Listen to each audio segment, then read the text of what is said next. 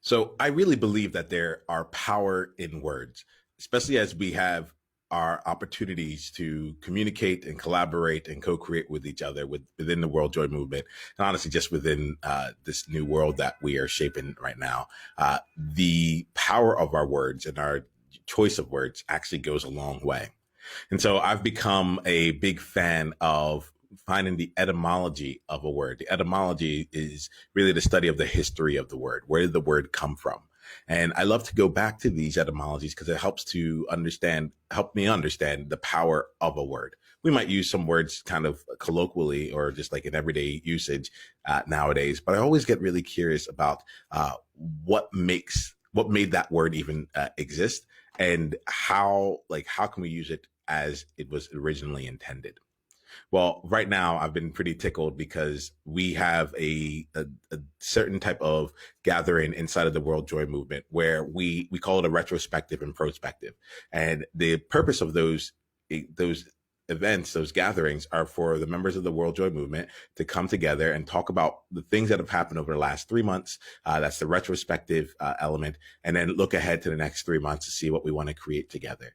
And it gives us a nice opportunity to constantly be co-creating and to do our work of just being in the movement during the quarter, but then have certain checkpoints where we can slow down and see things from a new vantage point, a new perspective.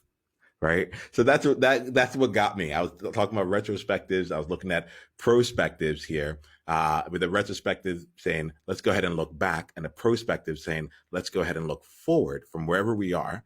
And then the idea of perspective came to mind. And perspective for me is like, okay, but let's also do this. This gives us a chance to see it from different angles, to see it from different places. And that word spect, that part of the word spect just kept coming through. And so I needed to spend a little bit of time like searching into the etymology behind it.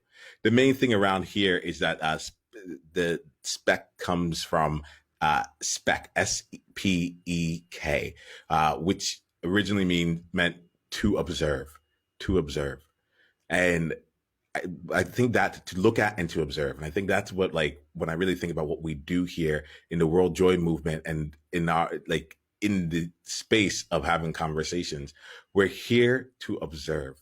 Yes, we're here to talk and to be in conversation with each other, but really great conversation, it requires us to pay attention, to listen to what is both being said, but more importantly, what is not being said, how it's being said, and to actually pay attention to the words and the power of the words that each of us as individuals choose to make. So we are actually here to observe. And I wanted to be really clever coming in here. I wrote down a few of the words that have come from the derivation of the word spec, to observe or to look at. It includes inspect, introspect, right? Where you're looking within yourself, inspecting to look into something else, right? Respect, RESPECT, right? That is, the stands for back. And it's actually comes from the feeling of consistently looking back at someone and with like admiration, right? So you respect that person. You're consistently looking back at them.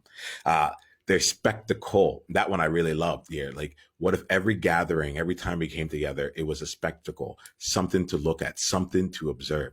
What if we allowed ourselves to be spectacles in this space, and rather than playing it safe and kind of hide and blend into the background, we allowed ourselves to show up as a spectacle in all of our messiness and all the outstandingness and the outrageousness of any one of our ideas, or what are the visions that we have for each other.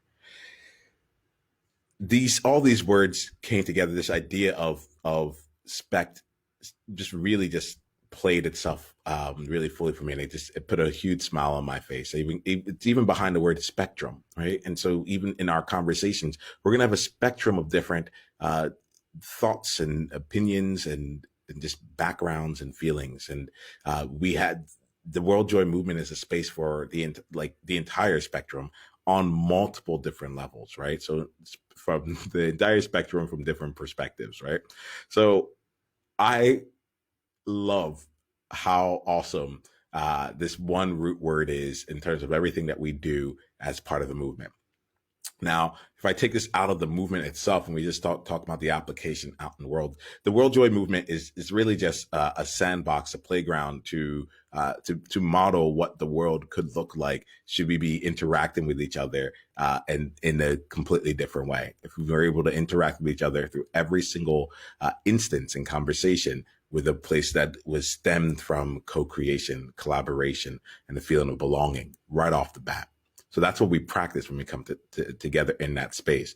But it's directly applicable outside of these curated conversations. It's directly applicable because you can bring it into your workplace, your next conversation with your spouse, your partner, your teammate, your client, your prospect. See what I did there? Future client, and beyond. And use this as an opportunity to really give yourself a chance to be in the conversation differently, rather than trying to go and get your opinion across or to convince or change anything. What would happen if you just chose to allow yourself to observe and to look into, to really be with that individual and take on a different perspective, to see what it is that they're not, what they're trying to hide, and to hear the things that they aren't saying. If you're able to listen with that kind of depth, if you're able to observe the conversation with that kind of depth, you'll be able to see it from different vantage points. And it gives us a chance to really be able to connect and get back into relation with each other. And that is one of the things that helps unify us all around, because we might see the same exact piece of light, but see that on a very different spectrum.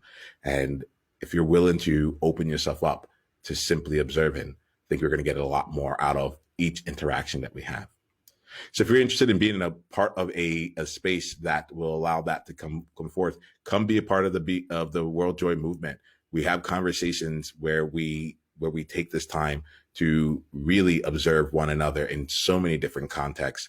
Go to beworldjoy.com and sign up for the next conversation that we're having. And if you want to, come and join us at a upcoming retrospective and prospective, so you can share your thoughts, feelings, and the way that you see things, and what you've observed, so that we can go forward and see how we're going to create and keep creating this movement together going forward.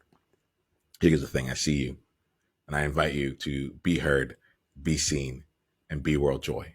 Go to beworldjoy.com to come and join us, and we'll continue the conversation inside the movement. Until later, bye. It's the World Joy Movement. Yeah. What was your greatest insight from this conversation? And if you want to come and be a part of a conversation like this live, it's really simple.